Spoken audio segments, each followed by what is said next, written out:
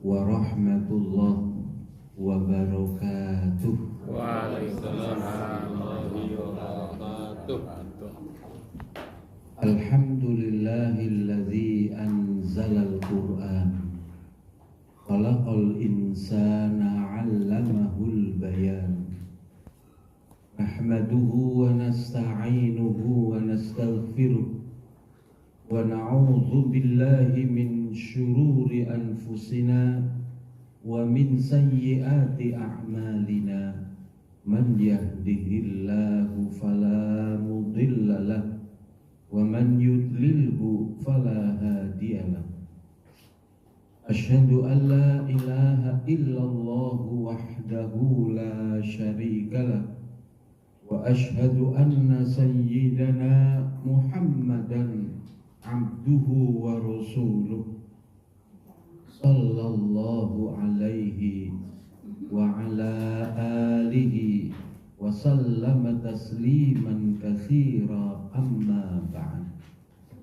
Faqala ta'ala ya ayyuhalladzina amanu taqullaha haqqa tuqatih wa la tamutunna illa wa antum muslimun. Qalu subhanaka la ilma lana illa ma 'allamtana innaka antal alimul hakim. Bapak-bapak lan ibu-ibu ingkang minulya keluarga Majelis Taklim Setia Kampus 1 kelas 2B 3B dan naik kelas yang dimuliakan Allah Subhanahu wa ta'ala. Bapak dan Ibu, nanti untuk pekan yang ke depan berarti surat Al-Ma'un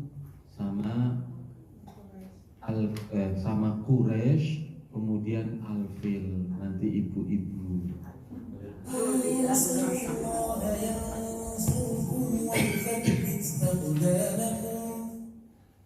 Tafsir surat Al-Bayyinah. A'udzu billahi minasy rajim. Bismillahirrahmanirrahim. Ayat pertama. Lam yakunil ladzina kafaru min ahlil kitabi wal musyrikina munfakkina hatta ta'tiyahumul bayyinah. Orang-orang yang kafir dari golongan Yahudi dan Nasrani serta orang-orang musyrik tidak mungkin meninggalkan ijma dan kesepakatan mereka dalam kekufuran hingga datang kepada mereka keterangan yang jelas dan hujah yang nyata. Ayat kedua. Rasulun minallahi yatlu suhufan mutahharah. Keterangan yang jelas dan hujah yang nyata itu adalah Rasul dari sisi Allah yang diutusnya dengan membacakan lembaran-lembaran yang disucikan, yang tidak disentuh kecuali oleh orang-orang yang disucikan. Ayat ketiga. Fiha kutubun qayyimah. Di dalam lembaran-lembaran itu terdapat berita-berita yang benar dan hukum-hukum yang adil, menunjuki manusia kepada kebaikan dan kedewasaan mereka. Ayat keempat. Wa ma tafarraqa alladzina utul kitaba illa min ba'di ma ja'atuhumul bayyinah. Orang-orang Yahudi yang diberi Taurat dan orang-orang Nasrani yang diberi Injil tidak berselisih kecuali setelah Allah mengutus nabinya kepada mereka. Maka di antara mereka ada yang masuk Islam dan di antara mereka ada yang tetap berkubang di dalam kekafirannya, padahal ia mengetahui kebenaran nabinya. Ayat kelima. Wa ma umiru illa liya'budullaha مخلصين له الدين حنفاء ويقيموا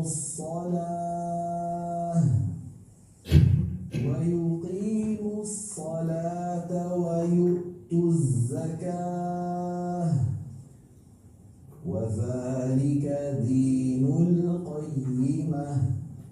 Kejahatan dan pembangkangan orang-orang Yahudi dan Nasrani menjadi nyata karena mereka tidak diperintahkan di dalam Al-Quran kecuali dengan apa yang diperintahkan kepada mereka di dalam kitab mereka berupa ibadah kepada Allah semata, menghindari syirik, mendirikan sholat, menunaikan zakat.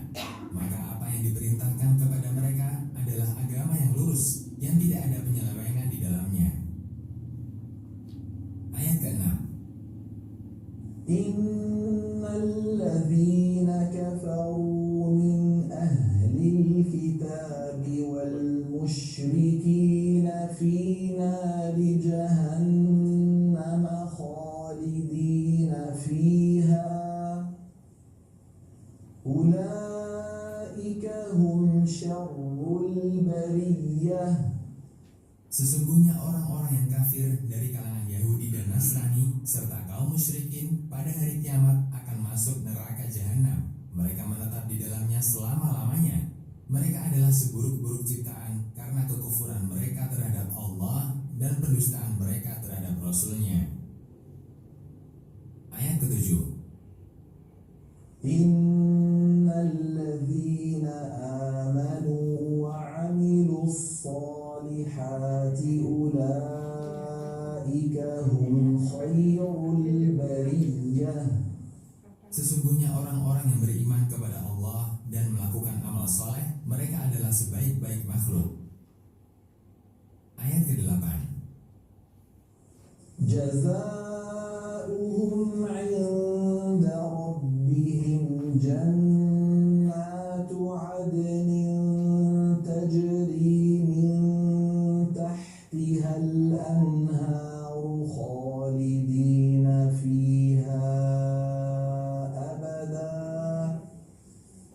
radiyallahu anhum wa radu anhu dzalika liman khasyiya rabbah. Balasan mereka di sisi Rabb mereka adalah surga-surga yang dari bawah istana-istana dan pepohonannya mengalir sungai-sungai. Mereka menetap di dalamnya selama-lamanya. Allah ridho pada mereka karena mereka beriman kepadanya dan menaatinya, dan mereka pun ridho pada Allah karena rahmat yang Allah berikan kepada mereka.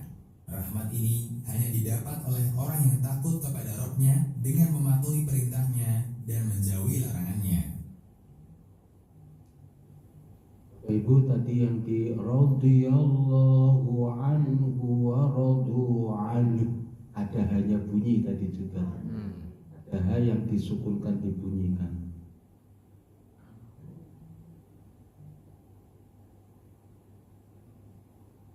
Al-Quran Surat Al-Bayyinah ayat 1.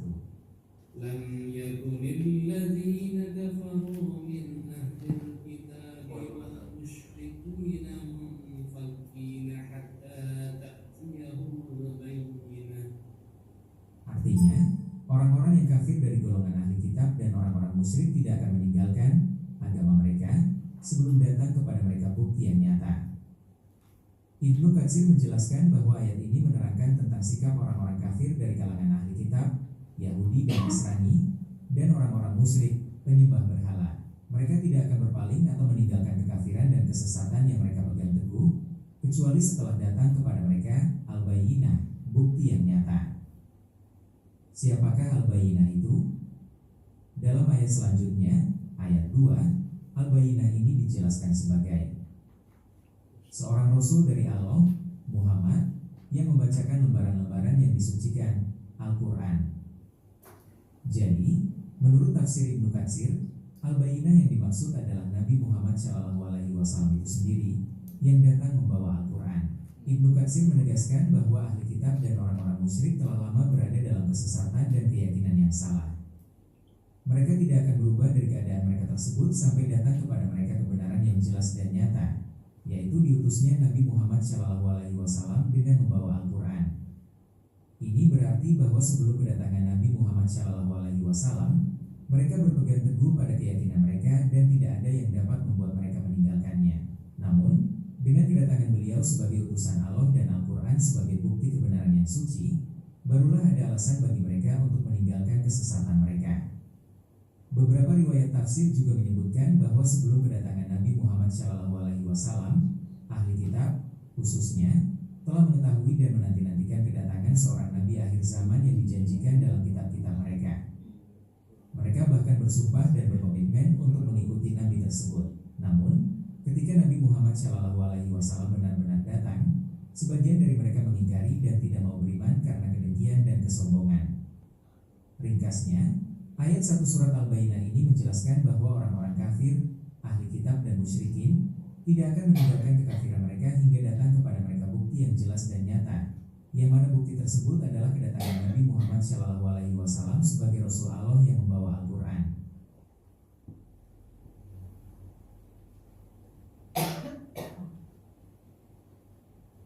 Sehingga datang satu kejelasan argumentatif. Al-Bayyinah itu kejelasan argumen. Di situ tidak ada kata pedang, kata perang. Yang ada itu al-bayn. Jadi kalau ada perang itu karena kita mempertahankan, bukan di awali amri, bukan pertama.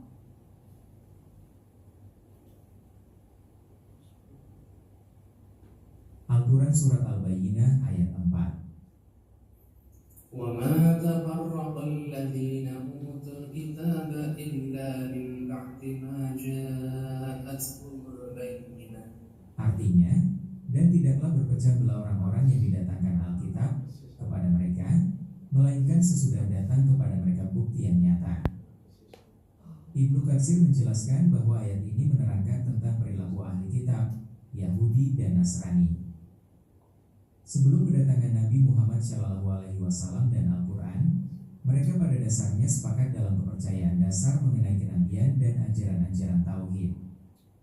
Bahkan, sebagian dari mereka menantikan kedatangan seorang nabi akhir zaman yang sifat-sifatnya telah disebutkan dalam kitab-kitab mereka. Namun, ketika bukti yang nyata, Al-Bayyinah, itu datang, yaitu Nabi Muhammad SAW dengan membawa Al-Quran yang menjelaskan kebenaran dengan gamblang, justru mereka malah berpecah belah. Al-Bayyinah, bukti yang nyata, dalam konteks ini merujuk pada kedatangan Nabi Muhammad SAW. Beliau adalah Rasul yang diutus Allah dengan segala mukjizat dan tanda-tanda kenabian yang telah dinubuatkan dalam kitab-kitab mereka. Al-Quran, kitab suci yang diturunkan kepada Nabi Muhammad SAW yang memuat ajaran-ajaran yang lurus dan membenarkan kitab-kitab sebelumnya. Poin-poin penting dari tafsir Ibnu Katsir. Perpecahan setelah kebenaran datang. Ayat ini menunjukkan bahwa perpecahan dan perselisihan di antara ahli kitab terjadi bukan karena mereka tidak memiliki pengetahuan atau bukti yang cukup. Justru sebaliknya, perpecahan itu muncul setelah kebenaran yang sangat jelas, yaitu kedatangan Nabi Muhammad dan Al-Quran datang kepada mereka. Motif perpecahan. Ibnu Katsir mengisyaratkan bahwa perpecahan ini seringkali didorong oleh faktor-faktor seperti kedengkian, kesombongan, atau keinginan untuk mempertahankan kedudukan dan kepentingan duniawi, bukan karena ketidaktahuan akan kebenaran. Ujian keimanan. Kedatangan Al-Bayyinah menjadi ujian bagi mereka. Sebagian memilih untuk beriman dan mengikuti kebenaran yang dibawa oleh Nabi Muhammad SAW, sementara yang lain menolaknya dan memilih untuk tetap dalam kesesatan mereka, bahkan setelah bukti yang jelas terpampang di hadapan mereka. Secara umum, Ibnu Katsir menekankan bahwa Al-Quran dan Nabi Muhammad SAW adalah bukti yang nyata yang seharusnya menyatukan umat manusia. Namun bagi ahli kitab yang ingkar, justru kehadiran kebenaran ini malah memicu perpecahan karena penolakan mereka.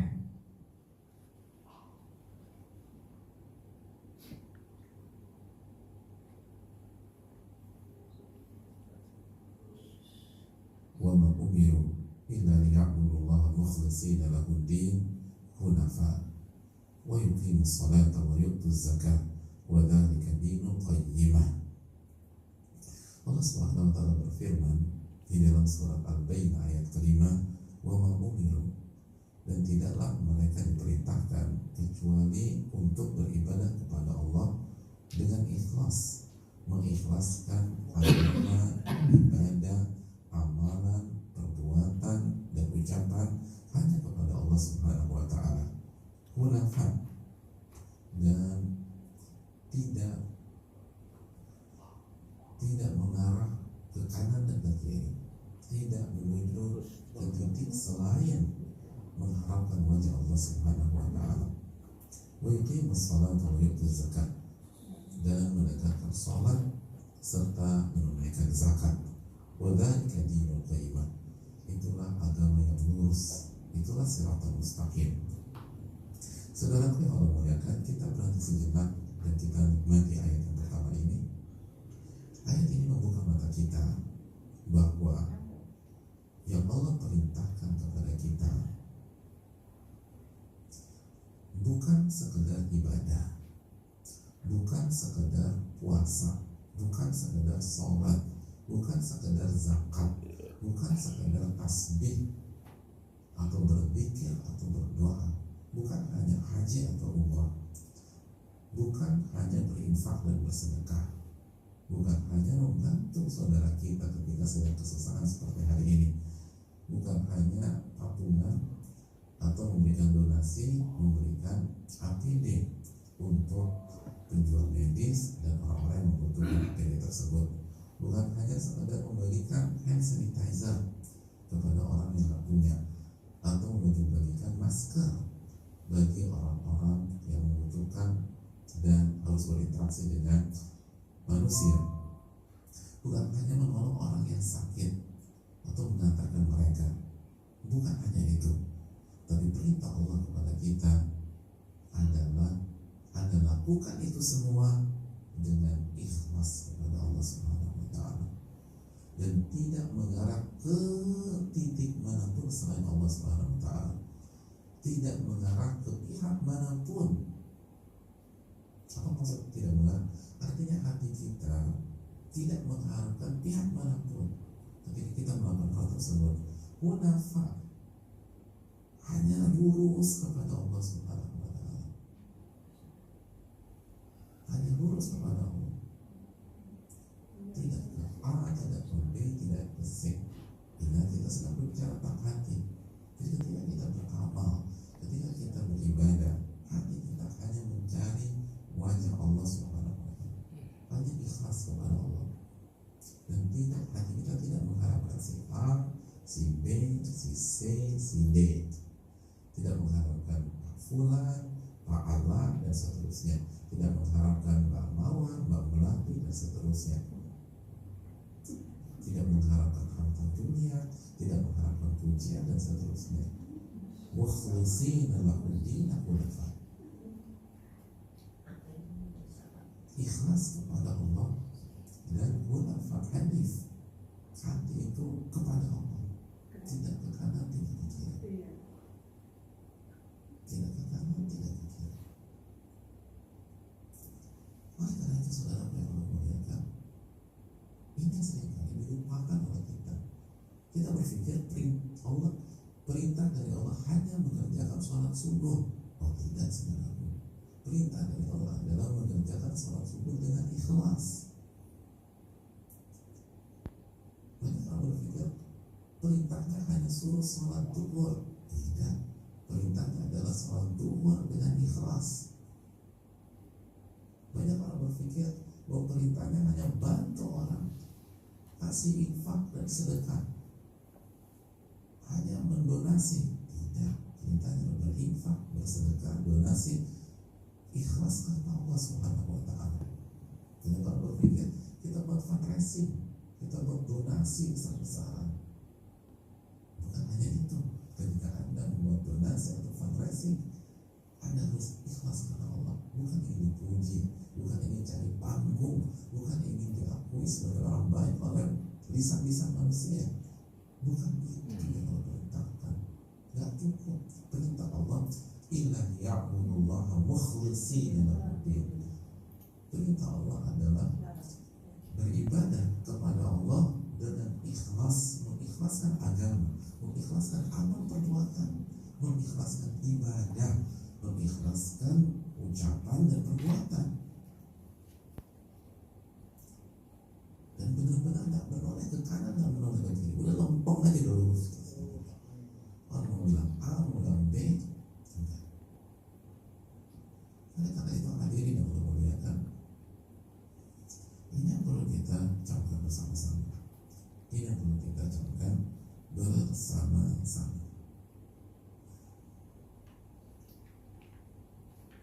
wadzalika dinul qayyimah, wadzalika dinul qayyimah, dan itulah agama yang lurus, siratul mustaqim, agama yang mustaqim, yang lurus,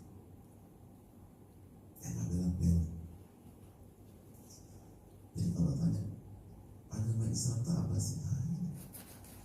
Kalau Anda melakukan sesuatu hanya mengharapkan atau hanya ikhlas kepada Allah Subhanahu wa Ta'ala. Bapak Ibu, berarti udah selesai. Bayyinah.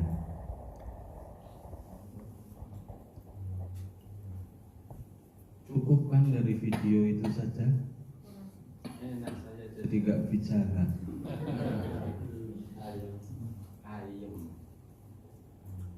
Kajian tafsir surat Al-Bayyinah, studi mendalam tentang bukti kebenaran ajaran agama Islam. Surat Al-Bayyinah adalah surat Makkiyah yang menjelaskan tentang bukti-bukti kebenaran agama Islam dan kedudukan Rasulullah Muhammad sebagai utusan Allah yang membawa kejelasan bagi seluruh umat manusia. Penamaan dan kedudukan surat Al-Bayyinah, nama dan arti. Al-Bayyinah berasal dari kata bahasa Arab yang bermakna bukti nyata atau kejelasan. Surat ini dinamakan demikian karena isinya membahas tentang bukti-bukti kebenaran agama Islam yang jelas dan terang-terangan bagi semua manusia tanpa keraguan.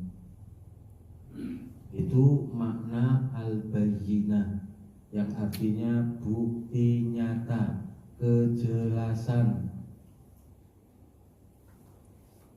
Bukti nyata itu adalah kedatangan Nabi Muhammad sebagai nabi, juga sebagai rasul utusan Allah. Kalau nabi kan hanya orang yang mendapatkan wahyu. Kalau rasul ya dapat wahyu, kemudian dijadikan utusan, duta besar, utusan untuk menyampaikan ajaran Allah kepada segenap umat manusia. Ini nama populernya surat ini, namanya Al-Bayyinah. Nanti bisa juga namanya Al-Qayyimah, Dzalika dinul qayyimah. Itu dijadikan nama surat Al-Qayyimah. Nanti ada juga Al-Bariyah, Bariyah, Syarrul Bariyah, Khairul Bariyah.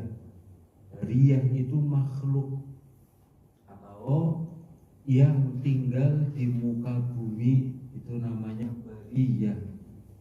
Yang tinggal di muka bumi, muka bumi maksudnya daratan.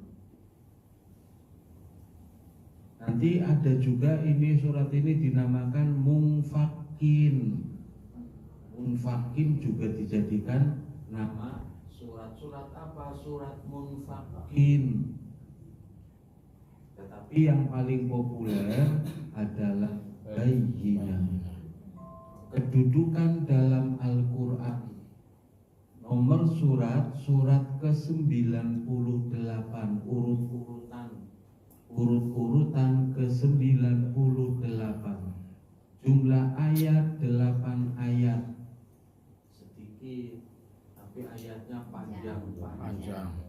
Sehingga oleh kita dianggap sebagai surat panjang, padahal masuknya kelompok surat pendek.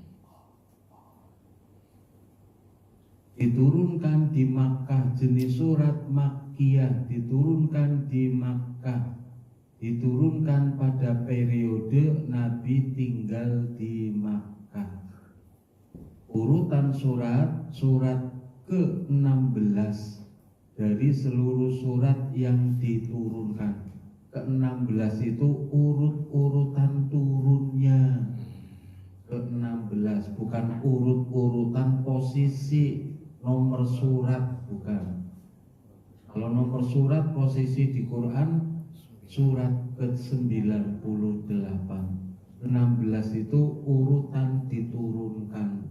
Yang diturunkan pertama Al-Alaq 1 sampai 5. Al-Bayyinah ini diturunkan lengkap satu surat, urutan yang ke-16. Sebab nuzul, latar belakang penurunan, konteks historis. Surat ini diturunkan pada periode Mekah ketika Rasulullah masih menghadapi penolakan keras dari kaum Quraisy. Banyak orang musyrik yang terus menyangkal kebenaran ajaran Islam meskipun telah diberikan bukti-bukti yang jelas. Alasan penurunan surat ini diturunkan untuk menjawab pembangkangan kaum Quraisy terhadap dakwah Rasulullah. Allah menjelaskan bahwa para rasul hanya bertugas menyampaikan dengan bukti nyata, sedang penerimaan atau penolakan adalah hakikat bagi manusia. Bapak dan Ibu, ulama mengatakan surat ini juga turun di Madinah. Karena apa? Menceritakan tentang orang-orang ahlu kitab, terutama Yahudi. Sementara Yahudi itu tidak ada di Mekah, adanya di Madinah. Tapi pendapat mayoritas turun memang di Makkah. Surat ini menegaskan bahwa Rasulullah telah datang dengan bukti-bukti yang sangat jelas, al-bayyinah, berupa Al-Quran, mukjizat-mukjizat, dan kualitas pribadi mulia yang tidak bisa disangkal keberadaannya dari diri Rasulullah Sallallahu Alaihi Wasallam. Keutamaan dan fadilah surat Al-Bayyinah. Jadi asbabun nuzulnya umum, tidak ada kasus khusus. Kasus umum maksudnya ya pembangkangan orang-orang musyrik itu, orang-orang Mekah, musyrikin, penyembah berhala ketika Nabi dakwah kepada mereka. Termasuk ahlu kitab Yahudi dan Nasrani. Itu kan berarti terjadi ketika Nabi sudah hijrah ke Madinah. Pembuktian kenabian. Surat ini mengandung bukti-bukti otentik tentang kebenaran kenabian Nabi Muhammad, sehingga membacanya memperkuat iman dan keyakinan kepada kebenaran Islam. Maksudnya bukti otentik itu Al-Bayyinah itu membenarkan apa yang datang di Taurat, apa yang ada di Taurat, apa yang ada di Injil. Misalnya di surat As-Saffat, Nabi Isa berkata kepada kaumnya Bani Israel Yahudi, wa idh qala Isa bin Maryam ya Bani Israel inni Rasulullah ilaikum, inni Rasulullah ilaikum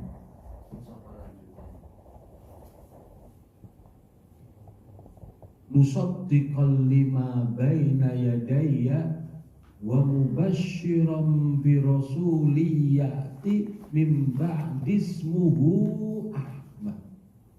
Nabi Isa berkata kepada orang-orang Yahudi Bani Israel itu, saya ini utusan Allah, membenarkan apa yang datang di Taurat, membenarkan apa yang datang kepada saya, Injil, dan memberi kabar gembira akan datang Rasul terakhir namanya Ahmad.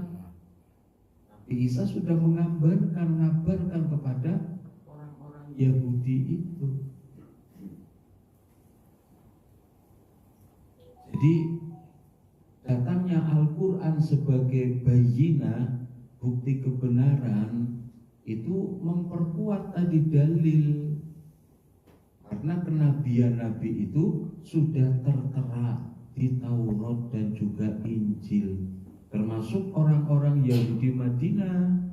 Orang Yahudi Madinah itu sudah provokasi, sudah kampanye, sudah membanggakan diri kepada orang Arab Madinah bahwa nanti akan datang Nabi terakhir namanya Ahmad. Tapi mereka mengklaimnya dari mereka, dari bangsa Yahudi. Kenapa? Karena nabi-nabi terdahulu Yahudi semua. Nabi Isa, Nabi Musa itu kan Yahudi semua. Sampai ke Nabi Yusuf. Itu kan Nabi Yusuf kan putranya Nabi Ishak. Ishak itu kan julukannya Nabi Yakub. Nabi Yakub itu kan julukannya Israel. Bani Israel berarti anak keturunan Nabi Yakub. Dari Nabi Yusuf sampai 12 anak laki-laki yang nanti menurunkan sampai Nabi Musa. Nabi Musa, Nabi Isa terakhirnya. Kalau Nabi Muhammad terahnya bukan dari garisnya Ishak, Nabi Ishak. Kalau Nabi Yakub kan putranya Nabi Ishak. Nabi Muhammad langsung melenggang ke atas, tidak ada keturunan Nabi-Nabi, tapi nyambung langsung ke Nabi Ibrahim, Nabi Ismail, terus Nabi Ibrahim. Tidak banyak nabi-nabi yang datang dari Trah itu, tetapi walaupun tidak banyak, cuma satu, tapi satu itu penutup gongnya kan itu. Kayak mercon rentengan kan yang terakhir gongnya paling gede. Nabi Muhammad jadi penutup gongnya. Long ya, long.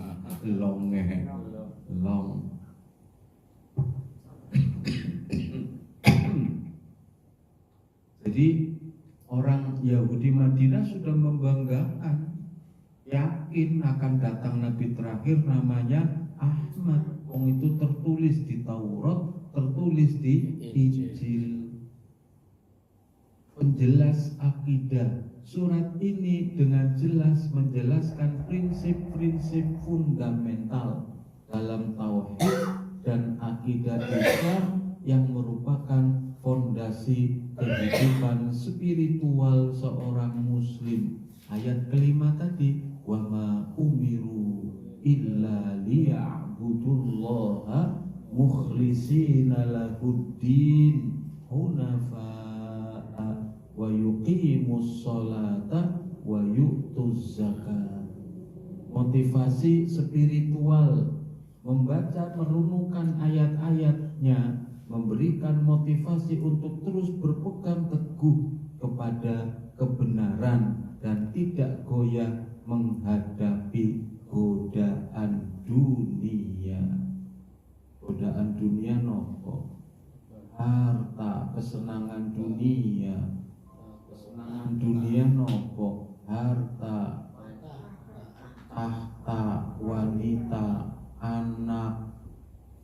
Anak kan kebanggaan orang tua. Sebelum anaknya yang nyeret orang tuanya masuk penjara. Tafsir ayat pertama, bukti kebenaran kenabian. Lam yakunil ladzina kafaru min ahlil kitabi wal musyrikina munfakkina hatta ta'tiyahumul bayyinah. Bapak Ibu, lam itu artinya tidak, yakun menjadi, tidak akan menjadi. Menjadi apa? Menjadi munfakin. Munfakinnya diletakkannya di belakang. Lam yakun munfakin, kayak gitu aslinya. Lam yakun munfakina, tidak akan. Munfakin itu ikatan tali, diuculi, dilepas. Lepaslah ikatan itu. Maksudnya mereka itu sangat yakin dengan agamanya, baik agama Yahudi, agama Nasrani, atau agama paganisme, penyembahan berhala. Suruh murtad dari keyakinan keluar murtad itu, munfakin itu murtad, keluar dari keyakinannya. Orang-orang tidak akan keluar dari keyakinan siapa? Alladzina kafaru. Orang-orang kafir tidak akan melepaskan dirinya dari akidah keyakinan lama yang selama ini dianut. Orang-orang kafir itu di surat Al-Bayyinah dibagi dua. Orang kafir dibagi dua. Kafir itu dari kata kafaro. Kafaro itu arti asli, akar katanya artinya menutup. Orang kafir berarti menutup diri. Malam itu lailatun kafiroh. Malam itu disebut kafir. Biasanya malam kafir menutup terangnya siang hari. Ditutup, tirai gordeng itu bisa dinamakan kafir karena menutup. Orang kafir menutup diri dari apa? Dari kebenaran, dari hidayah petunjuk Allah. Kebenaran itu la ilaha illallah, tiada Tuhan selain Allah. Gak ada, tiada, kalau tiada kan gak ada. Selain Allah, hanya Allah berarti. Tapi orang kafir kan kemudian Allah punya anak. Nabi Yahudi mengatakan Nabi Uzair anaknya Allah. Orang Nasrani mengatakan Nabi Isa anaknya Allah. Itu masih mending, anaknya mung siji. Sama Allah berarti loro. Tuhannya dua. Nanti Ruhul Kudus, Trinitas. Kalau yang Nasrani ditambah Ruhul Kudus, itu bagian dari Tuhan. Nah, kalau musyrik itu kelompok pertama, ahlu kitab, orang kafir dibagi dua. Yang pertama ahlu kitab. Ahlu itu artinya penghuni. Artinya yang lain pemilik, ahli kubur. Ahli di sini bukan pinter, ahli insinyur, bukan. Ini ahli di sini penghuni atau pemilik. Ahli kubur, penghuni kubur, pemilik kuburan. Apalagi ahlul bait, pemilik rumah. Sohibul bait. Sohib kan juga artinya kawan.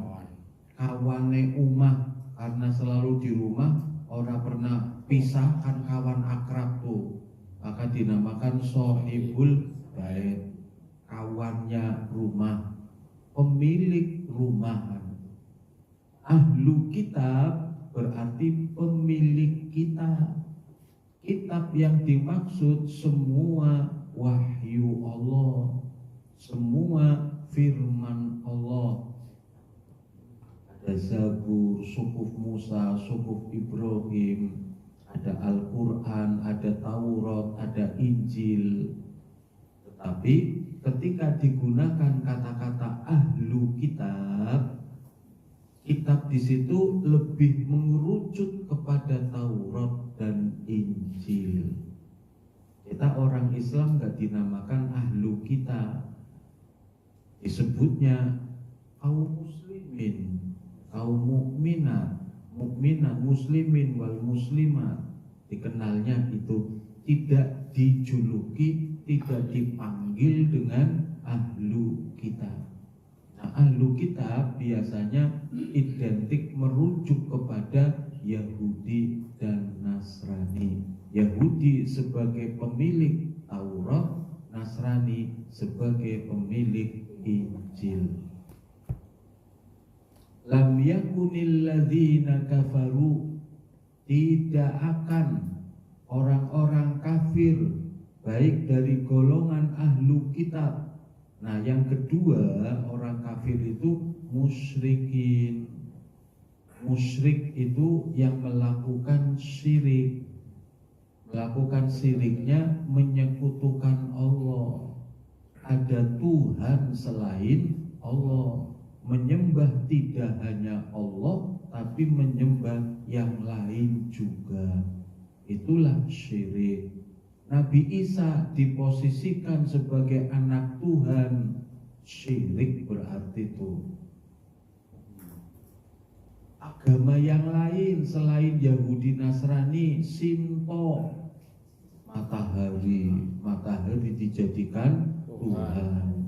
Majusi, api dijadikan Tuhan. Lata, Uzza, Manat, Hubal, berhala-berhala.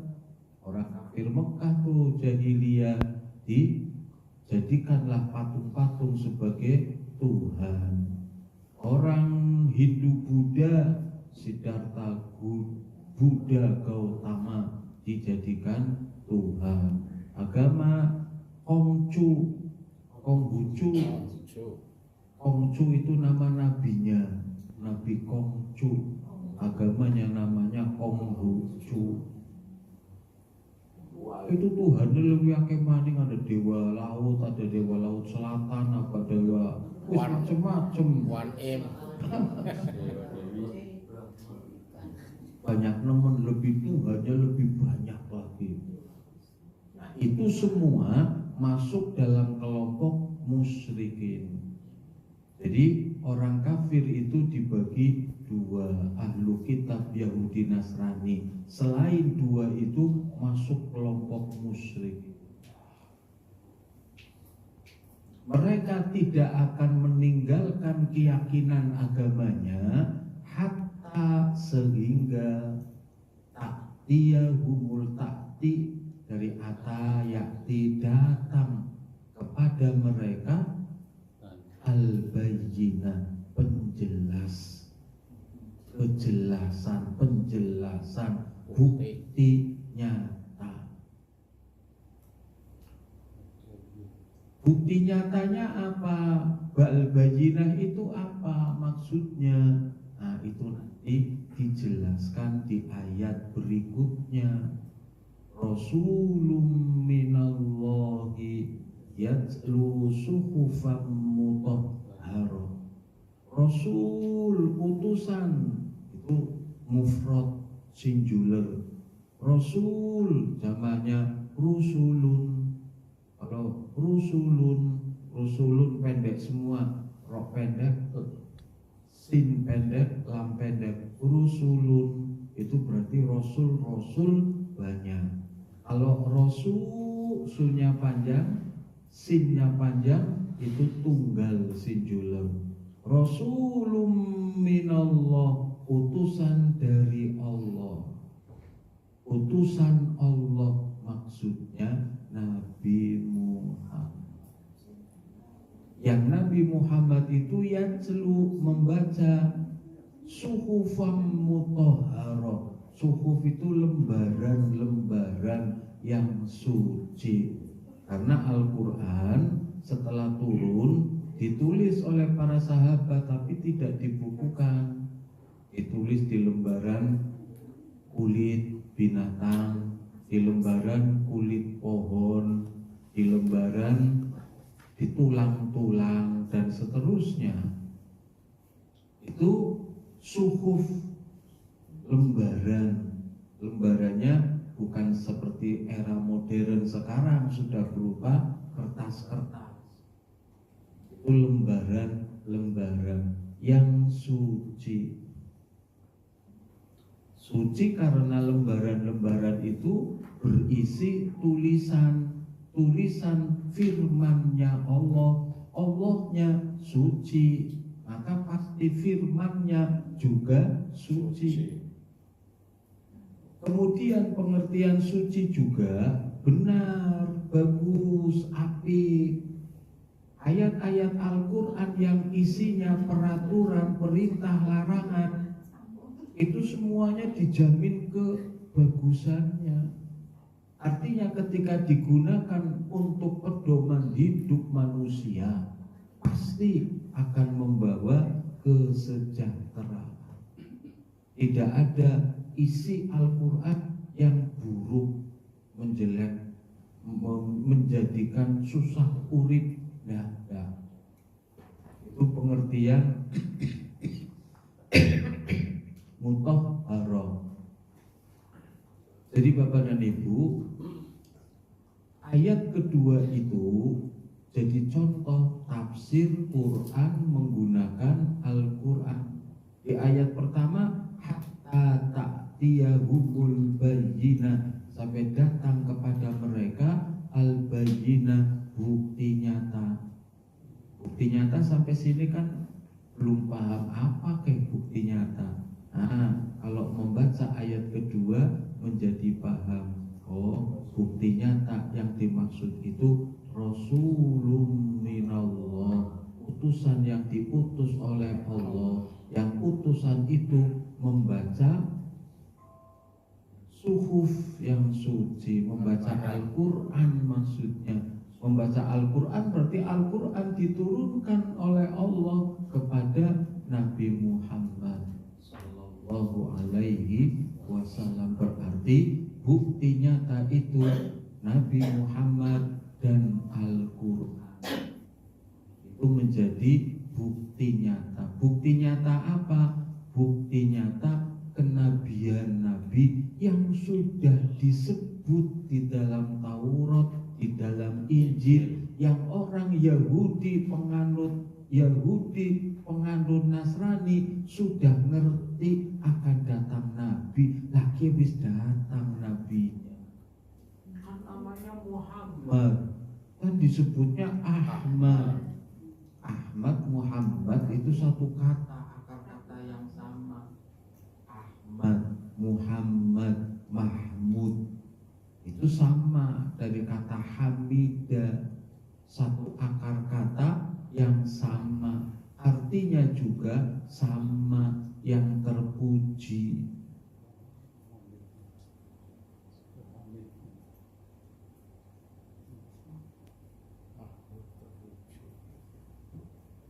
Ya, Hamid. Cuman kalau Hamid nanti menjadi salah satu Asmaul Husna, namanya Allah.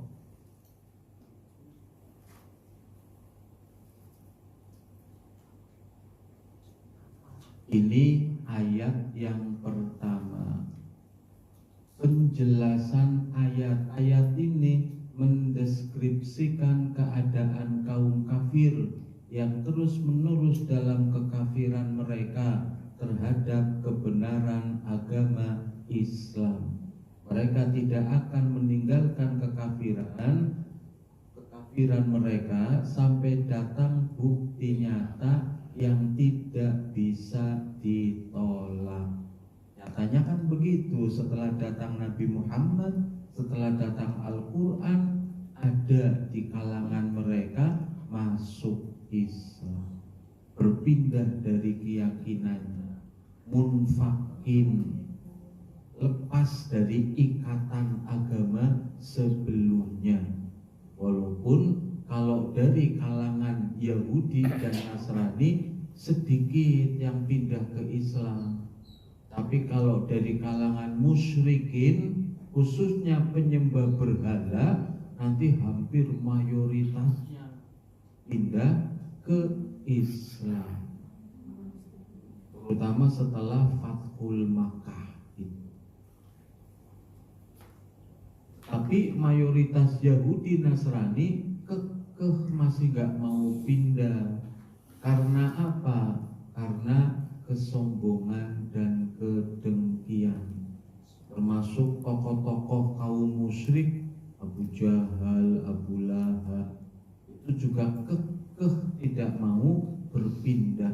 Padahal secara hati nurani mereka meyakini kebenaran Islam.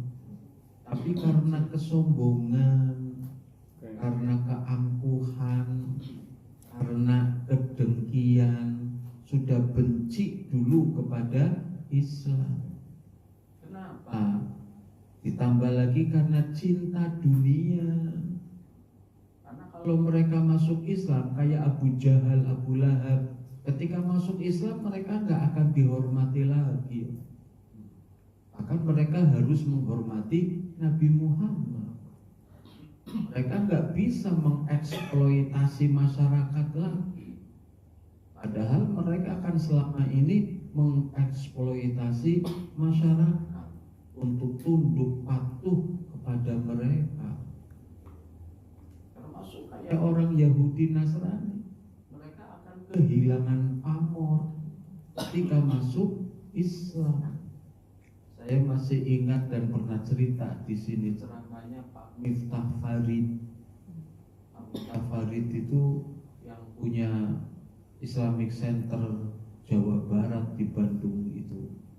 Sekarang masih apa? Beliau sudah wafat atau sudah sepuh banget kalau belum meninggal.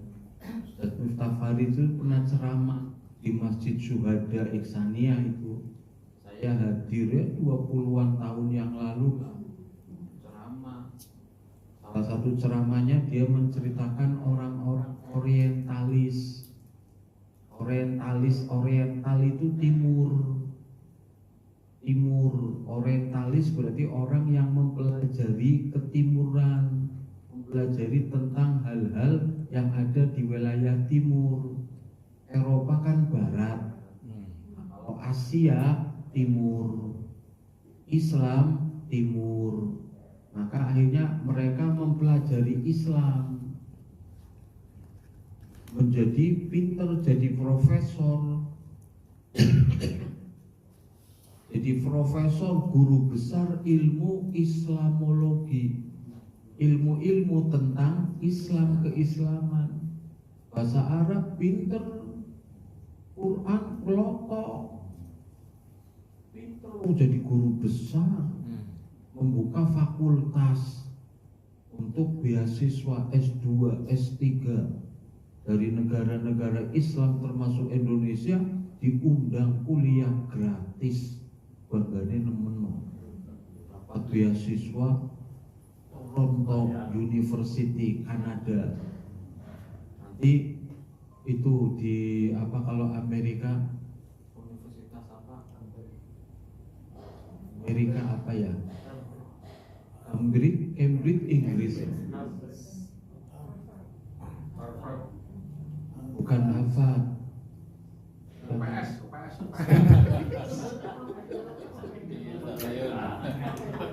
Chicago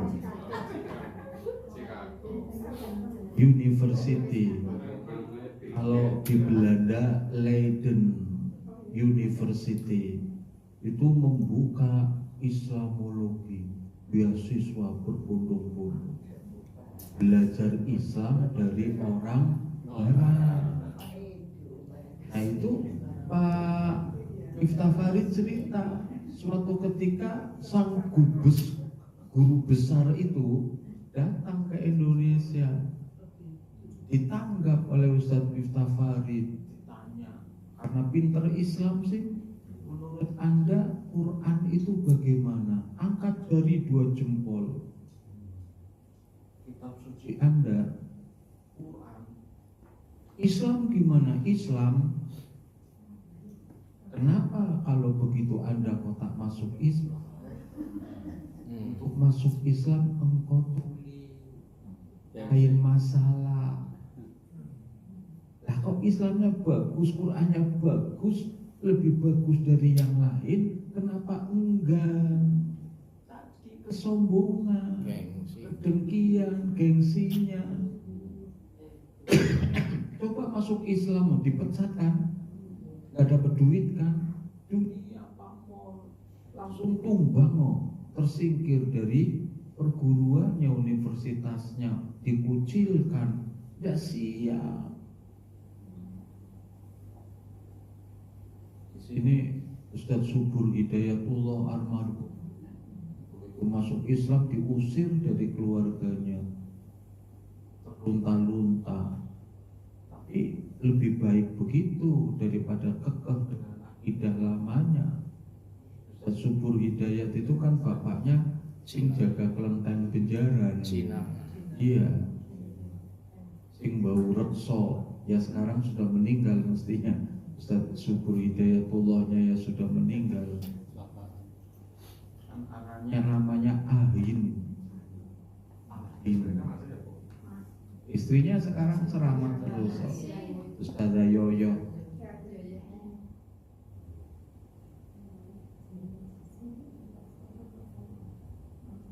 Pelajaran penting, bukti nyata al-bayyinah adalah Rasulullah beserta Al-Quran dan mukjizat-mukjizatnya. Allah menegaskan bahwa tugas Rasul adalah menyampaikan dengan bukti jelas, bukan memaksa orang untuk beriman. Siapakah ahlu kitab? Yang dimaksud ahli kitab adalah Yahudi dan Nasrani, sedang yang dimaksud musyrik adalah agama selain ahlu kitab atau agama penyembah berhala. Semua agama menyembah berhala. Yang enggak mana? Yang gaya Islam. Nasrani, Nabi Isa dijadikan patung, dipasang di mana-mana, ada salibnya lagi. Ibadah menghadap patung, menghadap salib. Apa coba wong Islam be Ka'bah ditawafi, Hajar Aswad dicium-cium, alasan mereka begitu. Ayat pertama di atas menjelaskan bahwa orang-orang ahli kitab, baik Yahudi maupun Nasrani dan juga para penyembah berhala, mengatakan bahwa mereka tidak akan meninggalkan agama mereka sampai datang kepada mereka bukti yang nyata, yaitu Muhammad Sallallahu Alaihi Wasallam. Kemudian ketika beliau datang dengan membawa Al-Quran kepada mereka, sebagian mereka ada yang beriman dan meninggalkan agamanya, dan ada sebagian yang lain mengingkarinya. Sebelum Rasulullah diutus, orang Yahudi maupun Nasrani sepakat menunggu kedatangan beliau untuk mengikutinya, karena beliau adalah Nabi akhir zaman, penutup kenabian. Hal ini berdasarkan penjelasan dari kitab-kitab mereka, baik Taurat maupun Injil, tentang akan diutusnya Muhammad Sallallahu Alaihi Wasallam sebagai Rasul akhir zaman. Akan tetapi ketika beliau datang, mereka pun berpecah belah. Ada yang masuk Islam, ada yang tetap kafir. Tetap kafir tadi karena kesombongan, karena kedengkian, karena nggak mau berpisah dengan apa yang ada selama ini, yang mereka nikmati dari mengeksploitasi orang-orang awam.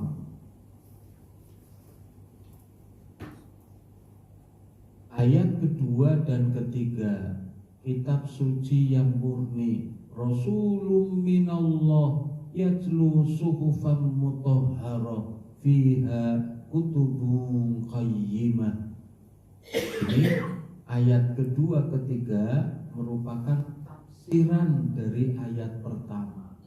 Tafsiran dari kata al-bayyinah yang ada di ayat pertama. Al-bayyinah, bukti nyata itu adalah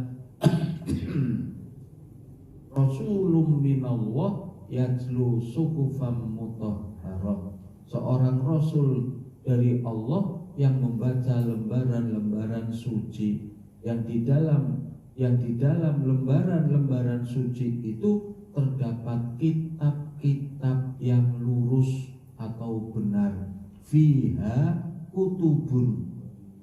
Nah, yang perlu digarisbawahi kata kutubun. Fiha, di lembaran-lembaran Al-Quran yang suci itu ada kutubun. Kutubun itu jamak dari kitabun. Kitabun itu makna arti yang familiar di telinga kita, buku. Padahal artinya tidak hanya itu. Kitab juga artinya bab. Jenengan bisa lihat di buku-buku bahasa Arab tuh,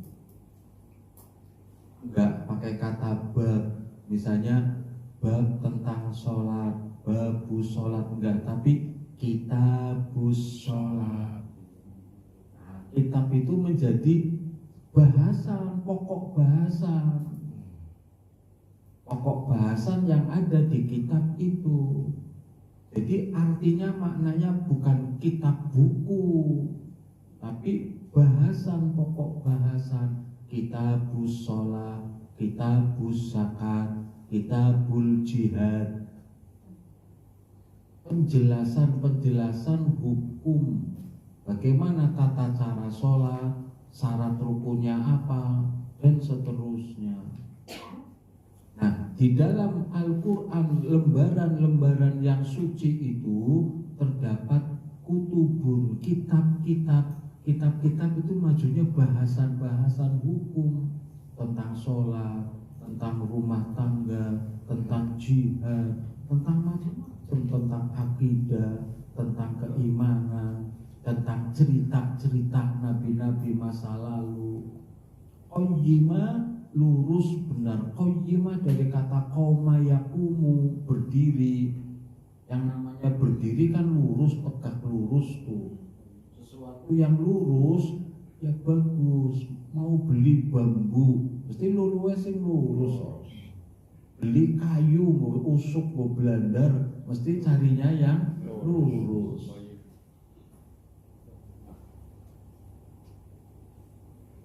Aja bengkok itu orang enak, bergelombang. Rasul pembawa kitab Rasulullah Muhammad adalah Rasul yang secara khusus datang membawa pesan Allah dalam bentuk Al-Quran, kitab yang paling sempurna dan tersuci di antara kitab-kitab samawi.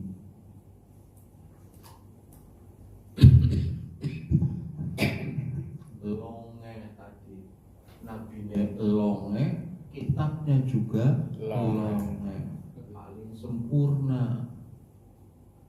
Kalau yang terakhir pasti sudah merangkum yang sebelum-sebelumnya. Gak mungkin sebaliknya. Orde lama, orde baru, orde reformasi. Orde baru memperbaiki orde lama, orde reformasi memperbaiki orde baru. Boleh sing apik orde lama, orde reformasi malah amburadul.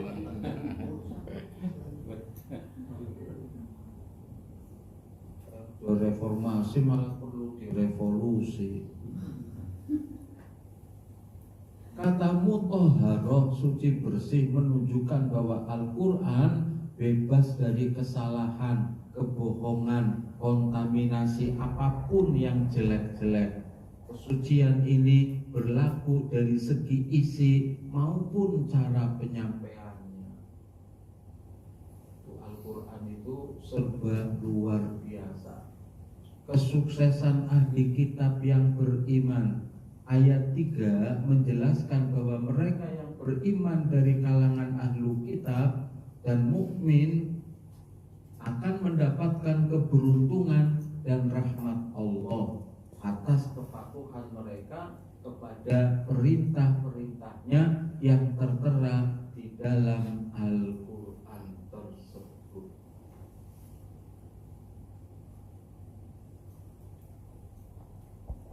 Esensi agama lurus. Ayat keempat, kebenaran agama.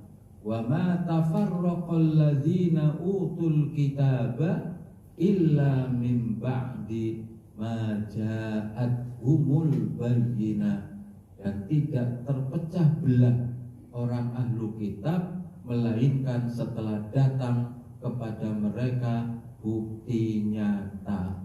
Begitu Nabi Muhammad datang dengan membawa Al-Quran, mulailah terjadi perpecahan di kalangan ahlu kitab Yahudi dan juga Nasrani. Akhirnya sebagian masuk Islam walaupun mayoritasnya tidak mau masuk Islam. Tetapi yang tidak mau masuk Islam pun tetap kena pengaruh ajaran Islam, yang artinya mereka tetap berpecah belah, tidak satu suara, timbul sekte-sekte di kalangan mereka. Ingat hadis Nabi, orang Yahudi terpecah menjadi 71 golongan, orang Nasrani terpecah menjadi 72 golongan, orang Islam terpecah menjadi 73 golongan. Dari 73 itu, hanya satu yang masuk Islam, yang masuk surga. Siapa? Ma'ana alaihi wa ashabi. Orang-orang yang mengikuti apa yang dipegang teguh diajarkan oleh Nabi dan sahabat-sahabatnya. Nanti di yang lain, al-Islamu ahlus sunnah wal jamaah. Yang maksud juga ahlus sunnah. Ahlus sunnah itu berarti sunnah Nabi yang berpegang teguh kepada Nabi dan jamaah, orang nyempal gitu loh. Kan banyak sempalan-sempalan yang justru malah aliran-aliran sesat yang keluar dari Islam. Kemarin ada pertanyaan, yang satu masuk surga Ahlussunnah wal Jamaah itu siapa? Ya kriterianya tadi, yang berpegang teguh kepada apa yang diajarkan oleh Nabi dan para sahabat.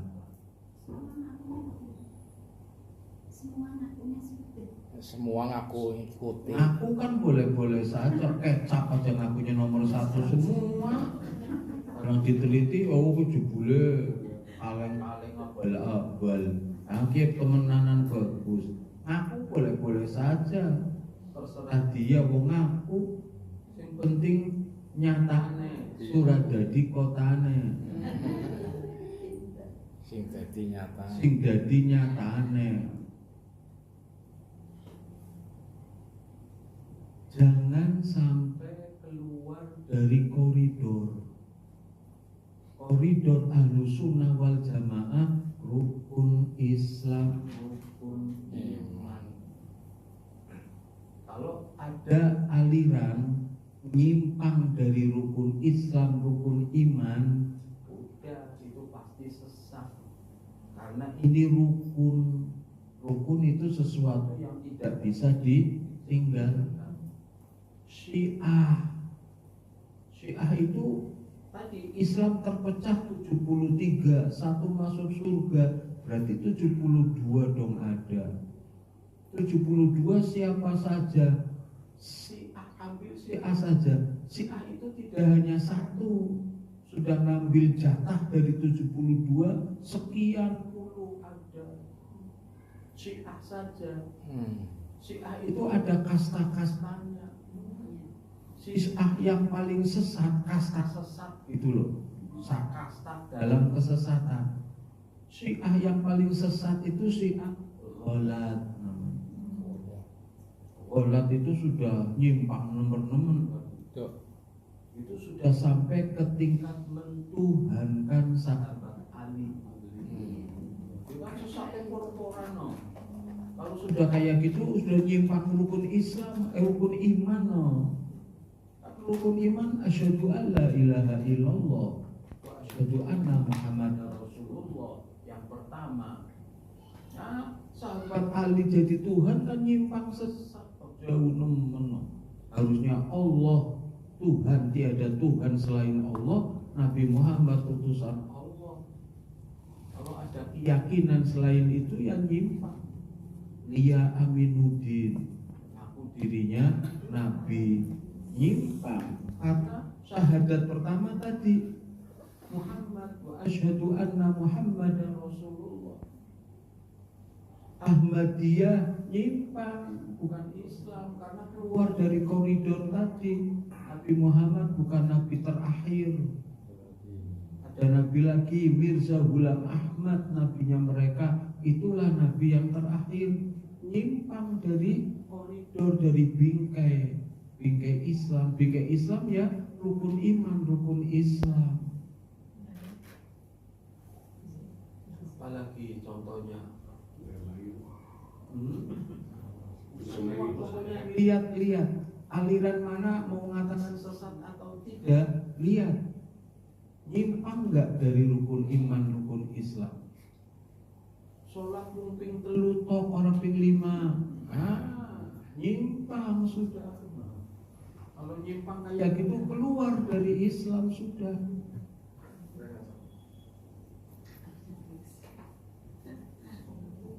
Tidak ada hari kiamat, hari pembalasan, sudah itu keluar dari Islam pasti. Bukan ahlu sunnah. Terus anggur al-irsyad, Muhammadiyah, NU, ahlu sunnah wal jamaah enggak, beda-beda. Nah, filosofisnya kayak begini Bapak Ibu. Kita kalau belajar fikih, kitab manapun, versinya madhab manapun tuh, mesti akan pertama babut toharoh, kitabut toharoh. Kitab fikih yang pertama kali dipelajari tentang masalah toharoh.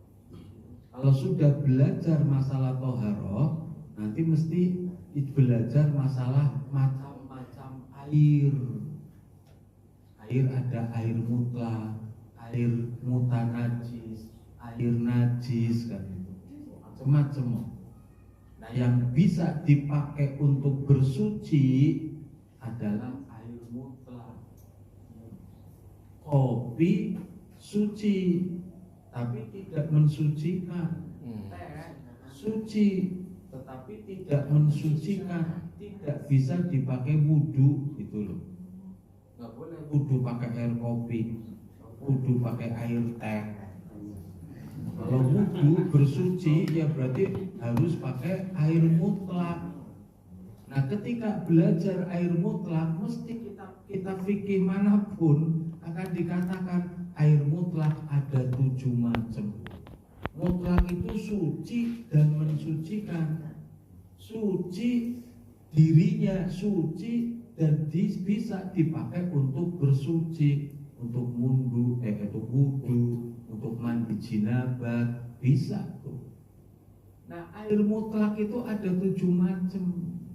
Air sumur, air laut, air sungai, air hujan, air mata air, air embun, air es salju. 7-nya sama enggak karakteristiknya? Beda. Air laut dengan air sumur beda. Air sumur dengan air sungai beda. Ada perbedaannya walaupun substansi dasarnya sama. HO2 kan gitu. Tapi ada bedanya. Tapi walaupun ada bedanya tidak sama, semuanya masuk dalam bingkai air mutlak, suci dan mensucikan. Kalau pemahaman saya kayak begitu. Kalau ditanya tentang ini semua, selama tidak keluar dari bingkai itu, Salafi suci mensucikan, NU suci mensucikan, Muhammadiyah suci mensucikan, Al-Irsyad, PUI, Al-Khairiyah, dan seterusnya lah. Kalaupun ada perbedaan kecil, furu itu cabang, bukan usul, bukan asas, bukan fondasi. Nah, fondasi itu rukun iman, rukun Islam. Perbedaannya di situ, sehingga masih dalam bingkai Ahlus Sunnah wal Jamaah. Idealnya kayak begitu, tidak kelompok seberang pokoknya aku pokoknya kiye.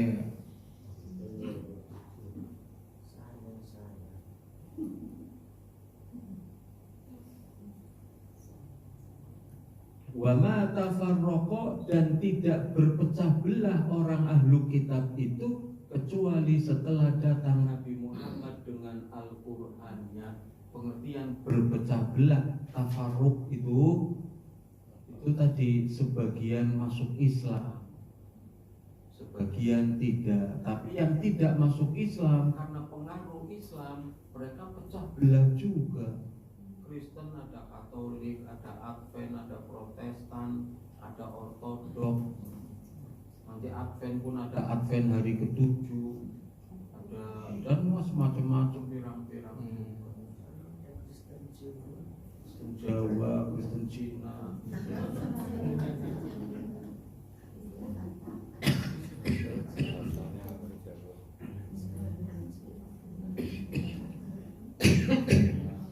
Inti perintah Allah, wa ma umiru illa liya'budullaha mukhlishina lahuddina hunafa'a wa yuqimus sholata wa yu'tuz zakata wa dzalika dinul qayyimah.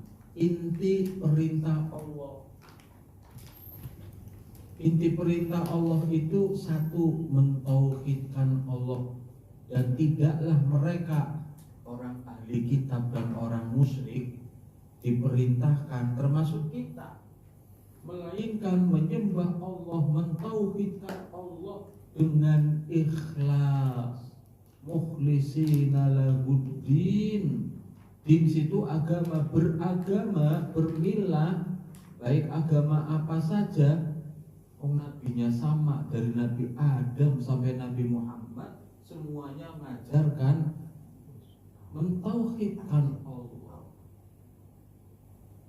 Kemudian kok disimpangkan, disekutukan Allah punya anak. Kemudian bukti ibadah menyembah Allah dengan ikhlas itu, buktinya adalah dengan mendirikan sholat, menunaikan zakat. Mendirikan sholat itu perwakilan dari amal-amal yang kita lakukan, amal-amal yang sifatnya hablum minallah, vertikal. Zakat mewakili amal-amal yang hablum minanas. Hablum minanas tidak hanya zakat, tapi intinya itu.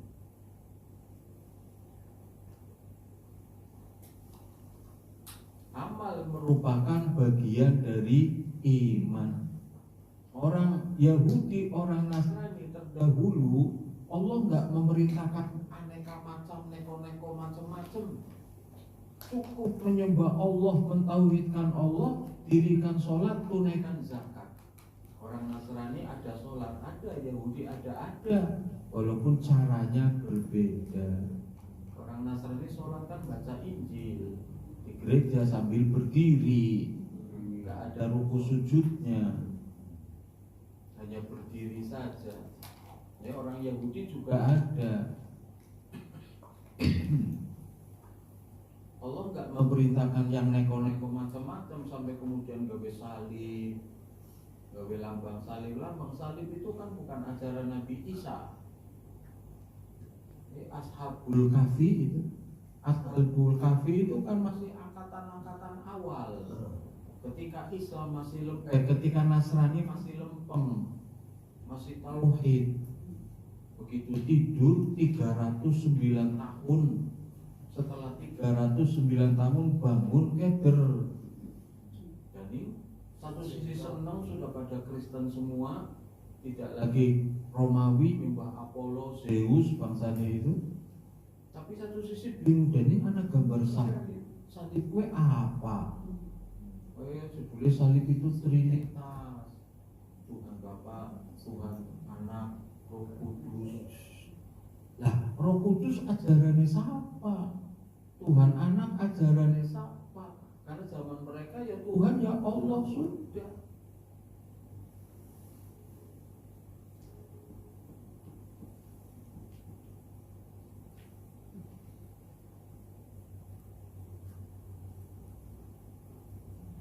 Ayat 56 sampai 8.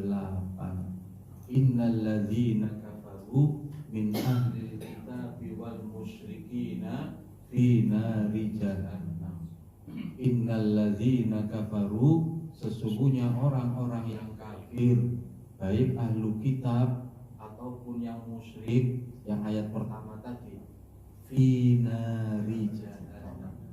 Ahlu kitab masuk neraka jahanam. Iya, ahlu kitab yang setelah berubah Taurat. Ahlu kitab yang asli dulu tidak masuk neraka jahanam. Mereka tidak kafir, mereka beriman. Jadi ayat 6 ini innalladzina kafaru min ahlil kitab wal musyrikin, orang kafir dari ahlu kitab. Berarti itu setelah Taurat, Injil dirubah, ajarannya sudah tidak murni seperti yang diajarkan Nabi Musa, seperti yang diajarkan Nabi Isa. Kalau yang umatnya Nabi Musa, yang taat kepada Nabi Musa, umatnya Nabi Isa kayak Ashabul Kahfi, surga. Tapi yang kemudian melakukan Trinitas, mengklaim Uzair sebagai putranya Allah dan yang lain-lain yang sekarang ini, mereka itulah yang masuk. Ayat ini jelas Bapak Ibu, tidak seperti Mama Gufron. Mama Gufron kan ketika ditanya apakah semua orang yang baik masuk surga, apa hanya orang Islam saja? Enggak Islam saja, orang Kristen juga masuk surga yang baik, orang yang Yahudi yang masuk surga. Ini jelas ayatnya nih, innalladzina kafaru min ahlil kitab wal musyrikina fi nari jahannam. Nerakanya jelas lagi jahannam. Khalidina fiha, jelas maning kekal di dalamnya, gak akan keluar, akan ditutup. Ulaika hum syarrul bariyah, mereka itu orang Yahudi, Nasrani, ahlu kitab dan orang-orang musyrik seburuk-buruk makhluk. Ya wong apik-apik, ayu-ayu, bagus-bagus, putih-putih buruk. Pinter-pinter, bisa gawe HP, bisa gawe pesawat, gawe ini. Bukan itu yang dimaksud buruk. Akidahnya, agamanya, keyakinannya. Dengan ingat Miftahul Jannah la ilaha illallah, kuncinya surga. Kuncinya surga itu la ilaha illallah. Artinya yang tidak punya la ilaha illallah tidak akan masuk surga. Mereka nggak punya la ilaha illallah, malah menentang la ilaha illallah. Kalau la ilaha illallah tiada Tuhan, hanya Allah saja. Mereka nggak punya kunci, kenapa masuk surga? Bagaimana bisa masuk surga? Kuncinya orang duwe, sepinter apapun, sesugih apapun, seayu, sebagus apapun, orang duwe kunci. Nah sebaliknya, innalladzina amanu wa amilus sholihat, orang-orang yang beriman tidak sekedar beriman, tapi ditindaklanjuti dengan amilus sholihat. Sholihatnya jamak, berarti amal soleh pirang-pirang, tidak hanya 1-2. Karena memang semua apa yang kita lakukan, kalau ikhlas karena Allah dan itu kebaikan, maka semua yang kita lakukan menjadi amal soleh. Innalladzina amanu wa amilus solihati ulaika hum khairul bariyah. Geus tuh pemisahnya tegas, sing kafir syarrul bariyah jahannam khalidina fiha, sing iman beramal soleh khairul bariyah surga, jazaa'uhum 'inda rabbihim, jaza pahala balasan, jazaa'uhum 'inda rabbihim di sisi Allah. Jadi kalau ada orang Islam dan aku larat baik, mau balasan dunia apa mau balasan di sisi Allah? Angger di sisi Allah yang akhirat, balasan di sisi Allah. Jadi jangan berharap banyak-banyak dibalas di dunia. Wong kita di dunia sebentar, balasan dunia akeh seberapa ditinggal, orang bisa bosanmu. Iya kalau ahli warisnya rukun malah rebutan sampai pengadilan, entong bebek entong ayam, melasih, kasihan belu. Padahal yang dibutuhkan balasan akhirat. Makanya Allah lebih memberikan balasan akhirat. Kalau orang Islam, orang kaya, mereka sugi-sugi enak nemen, tuh mereka nggak akan dapat balasan di akhirat. Jazaa'uhum 'inda rabbihim jannah. Jannate jamak lagi, surga-surga, taman-taman. Tajri jannatu 'adnin, Eden itu surga yang indah. Tapi jannat tadi banyak tuh, bisa firdaus, bisa Eden, bisa naim, bisa yang lain-lain. Kalau surga yang paling tinggi yang bersama dengan Nabi, firdaus. Tapi kan tidak semua bisa mencapai ke firdaus. Warga bewisen orang firdaus, orang papawi penting surga.